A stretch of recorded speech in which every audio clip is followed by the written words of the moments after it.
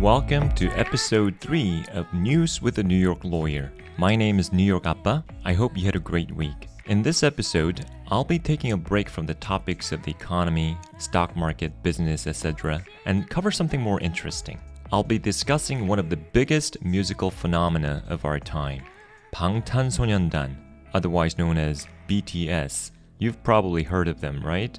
They are the South Korean boy band that's taken the world by storm with their catchy tunes, electrifying performances, and powerful message of self-love and empowerment. But how did they become so successful? What's their secret sauce? The New Yorker magazine, an esteemed and well-respected quintessential New York publication, which I also subscribe to, published a fascinating article about BTS and their rise to superstardom in 2022. I actually just discovered this article, and let me tell you, it's a must-read for anyone who's a fan of the group or even just curious about their success. So, in this video/podcast, I'm going to break down some of the key insights from the article and share with you my own thoughts on what makes BTS so successful, special, and likable. Trust me, you don't want to miss this. So, without further ado, let's dive right in. 이번 에피소드에서는 한국인의 자랑이자 비틀즈보다 더 성공적인 밴드라고 불리는 방탄소년단에 대해서 얘기를 좀 해보려고 하는데요. 저도 개인적으로 참 좋아합니다. The New Yorker magazine에서 방탄소년단 기사가 작년 6월쯤에 나왔었는데 역시 The New Yorker magazine이라서 그런지 라이팅 수준이 아주 높아요. 문학적인 표현도 많고 스트럭처도 좋고 심지어 일반 원어민들한테도 좀 어려운 수준의 표현과 단어가 많이 사용됐어요. 하지만 제가 줄이고 좀 쉽게 읽어지는 버전으로 만들어서 읽어드리겠습니다. 자, 그럼 바로 가보실까요? Big Hit Entertainment was founded in 2005 by Bang Si-hyuk, a former music producer at JYP Entertainment, one of the big three music labels in South Korea. Bang left JYP to start his own company with the vision of creating a different kind of K-pop group. He wanted to give his artists more creative freedom and allow them to connect with their fans in a more personal way. Bang initially focused on rappers and envisioned a 3-person hip-hop crew. However, he shifted away from this pure focus on hip-hop and eventually pivoted to the idol model. In Korea, idols usually refer to K-pop artists who combine singing and dancing in their performances. The group that Bang eventually put together was BTS, a 7-member boy band that debuted in 2013. The members of BTS were all recruited through auditions and underwent months of rigorous training before debuting. Each member was expected to be proficient in singing, rapping, and dancing, as well as fluent in several languages, including English and Japanese. BTS's success was not immediate, and Big Hit Entertainment faced numerous challenges in the early years of the group's career. The K-pop industry is notoriously competitive, with thousands of trainees vying for a chance to debut as a member of a group. Big Hit Entertainment had limited resources compared to the big three K-pop companies, SM Entertainment, YG Entertainment, and JYP Entertainment, and they struggled to attract trainees and secure funding. Despite these challenges, Big Hit Entertainment remained committed to their vision of creating a unique and authentic K-pop group. They invested heavily in BTS's training and development, sending the members to Los Angeles for dance lessons and English language classes. You know, I gotta give a lot of credit to Bang Si-hyuk. I mean, it would have been much easier for him to follow the industry's proven formula for success and create just another K-pop group, right? But instead, he took risks. It reminds me of the stories of many successful Silicon Valley companies, doing something that others avoid, doing something that is unique and authentic is not easy, especially when you have everything to lose, right? Okay, let's continue. One of the things that sets BTS apart from other K-pop groups is their use of storytelling across multiple platforms. The band vlogs their adolescent musings and posts variety show episodes on VLive and offers pay-for-play content on Weverse. Fans can consume new content daily, including watching the members rehearse intricate dance moves, eat takeout, play video games. This has created a deep attachment between the band and their fans. When asked why they are devoted to BTS, fans commonly respond that they do so much for us. The style of music is another reason why BTS has been so successful. Their sound is a fusion of hip-hop, pop, and R&B, which has attracted a diverse fan base. Their lyrics, which tackle various issues like mental health, societal pressures, and self-love, have also struck a chord with their fans, especially young people. The band members have shared their own personal struggles through their music, which has helped their fans relate to them on a deeper level. I love how they really leveraged different social media platforms. It's a brilliant marketing strategy, I would say. Rather than trying to be all mysterious, BTS guys, they made efforts to build relationships with their fans by showing who they were off stage, right? This is us. We make silly jokes. We sometimes indulge in junk food. We ride bicycles along the Han River on off days. We're just quote-unquote normal people. We want to show you who we are, unscripted. Oh, there's a great English expression to remember here. To strike a chord with someone, okay? To strike a chord with someone, this is used all the time. When you say something struck a chord with you, it means that it stirred your emotions. Nearly identical expression might be to resonate with someone. So I would say something like, their lyrics really resonated with me. Very good expression. To strike a chord with someone or to resonate with someone, okay? The band has become a symbol of well-being and their music a source of comfort for many fans, especially during the pandemic. In 2017, BTS launched a campaign with UNICEF to combat violence against children and teens. RM represented the band in a speech about self-acceptance at the United Nations in 2018, and all 7 members offered encouragement to young people during the pandemic in the meeting hall of the UN's General Assembly in 2020. BTS members have expressed empathy for minority groups and talked candidly about their own insecurities, struggles, and mistakes. Let's quickly discuss empathy here. You may have also heard of the word sympathy. Now, these two words have similar meanings, but there's a pretty profound distinction you have to be mindful of. You express empathy or empathize, right? You can use it as a verb.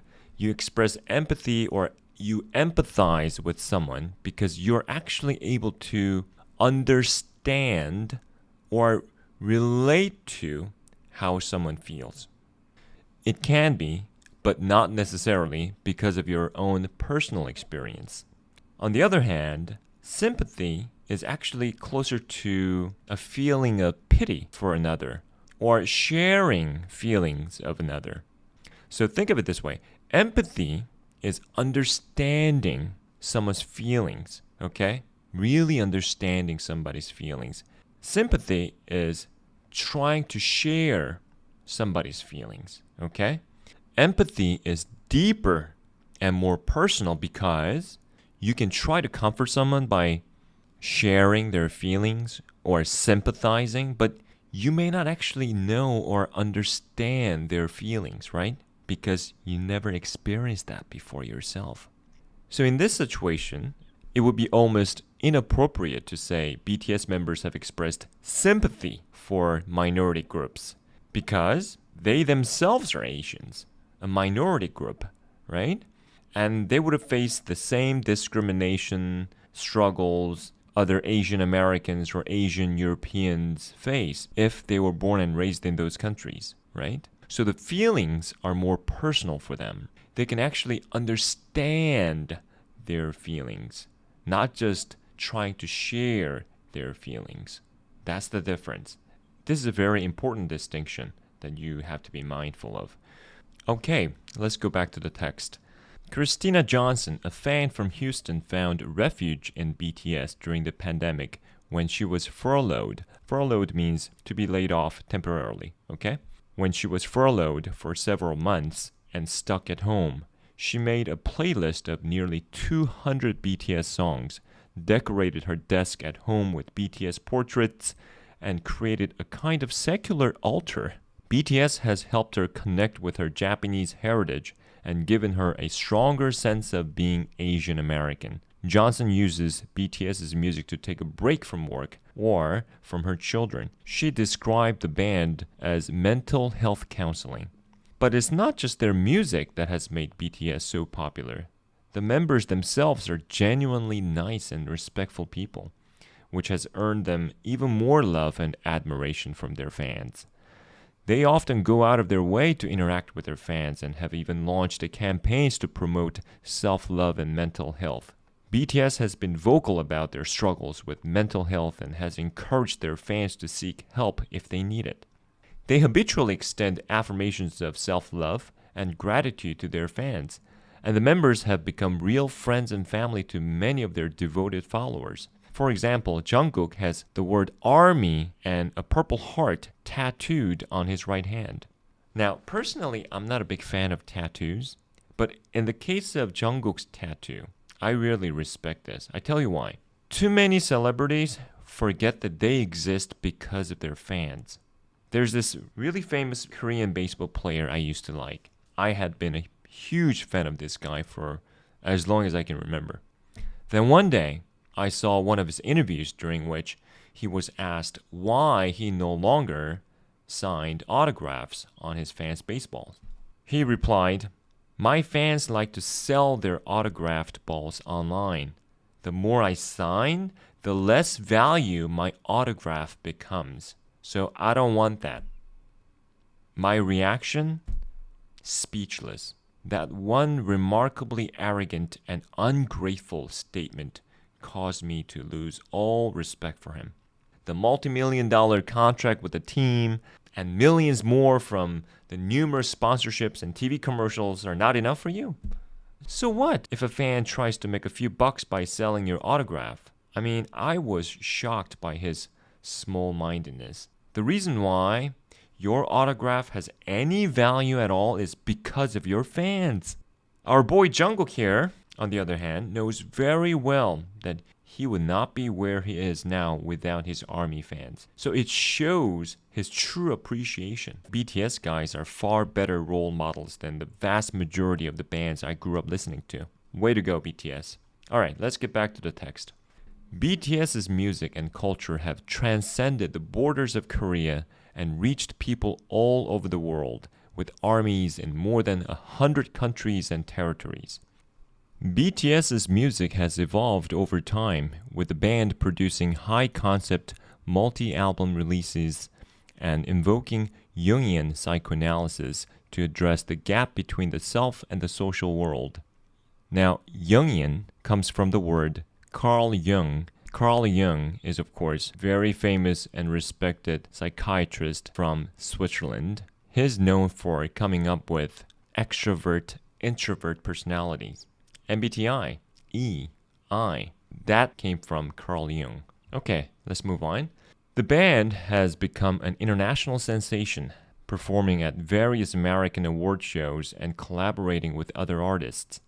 However, the most notable aspect of BTS's fandom is the intense passion and elaborate practices of its members. Fans follow rules of conduct, organize to maximize streaming numbers and raise funds for charity, and engage in activism. Armies also undertake textual analysis of BTS's music, videos, and social media posts and create archives of materials related to research and teaching. BTS and its army have created a shared culture of survival and growth, with the band's music offering a therapeutic outlet for its fans. BTS has also been breaking down stereotypes in the music industry. They have shown that you don't have to be an arrogant bad boy rock star to gain popularity and be loved by people. Instead, they have demonstrated that humility, kindness, and respect can also earn you respect and admiration. They've been excellent role models for young people and have shown that being yourself is the best way to succeed. This is an excellent point. I mean, being a musician or running a band is no different from running a great business. A company cannot always be about profits, right? If it wants to have longevity and a loyal customer base, it has to build trust with customers. To build trust with customers, you have to actually care about your customers. What do they want? What do they need? What can I do for them? How can I make their life better? Where did I let them down? What can I do to make amends? Can you imagine a company like Apple saying, "We make the best products, stop whining about the customer service and how some of our employees at our stores treated you like you were less of human beings. We don't care and we have no time for your little problems." Apple doesn't do that, right? That's why there's so many fans. Apple fans, including myself. I mean, how many of those super arrogant bad boy rock stars and misogynistic hip-hop artists from the 90s or early 2000s are still around? But then there's a band like Coldplay, who are the epitome of anti-arrogant bad boy rock bands, right? They were formed in the late 90s, I think. I remember watching an interview Chris Martin, the lead singer, gave a long time ago. I couldn't find this on YouTube, but it was something like this. He was talking about how his dad had a huge influence on what kind of artist he wanted to be. Basically, his dad told him, always be grateful and kind, no matter how famous you are and how much money you make. Simple and yet so powerful. When I saw the Coldplay and BTS collaboration, it made a lot of sense to me. They both make great music, sends positive messages, and really appreciate their fans. As a Korean American, I'm incredibly proud of what BTS has accomplished. So, how was it, guys? Talk about putting Korea on the map. I mean, who would have thought I'd be reading about BTS in the New Yorker magazine? Times definitely changed. As I reflect on my own musical upbringing, I can't help but feel a sense of regret for the messages and themes that were so pervasive in the music of my youth. We were taught that rebellion and edginess meant embracing a culture of violence, misogyny, and even drug use. I'm not going to name any names, but looking back, it's absolutely absurd. It was this completely warped and twisted sense of coolness that we were sold. And it's no wonder that so many of us struggled with addiction, depression, and feelings of isolation. But as I listen to the music of the younger generation, I feel a sense of hope. The messages are positive, the themes are uplifting, and the musicians seem genuinely interested in connecting with their fans. Like BTS, for example, a band that has broken all kinds of records and become a global phenomenon. Their music is positive, their message is one of self-love, and they have shown a remarkable ability to connect with their fans in a way that is both genuine and meaningful. Or consider Selena Gomez, who's been open about her struggles with the mental health and has used her platform to advocate for mental health awareness. Or Adele, whose music is a celebration of the human experience and the power of love and connection. Even with all the fame, awards, money, accolades, she just seemed like a really down-to-earth, authentic, kind person, doesn't she? These musicians and bands are not just creating music, they're creating a culture, and they seem to really understand their responsibility that comes with that influence. They're showing us that it's possible to be cool, edgy, and popular while also promoting positive messages and values.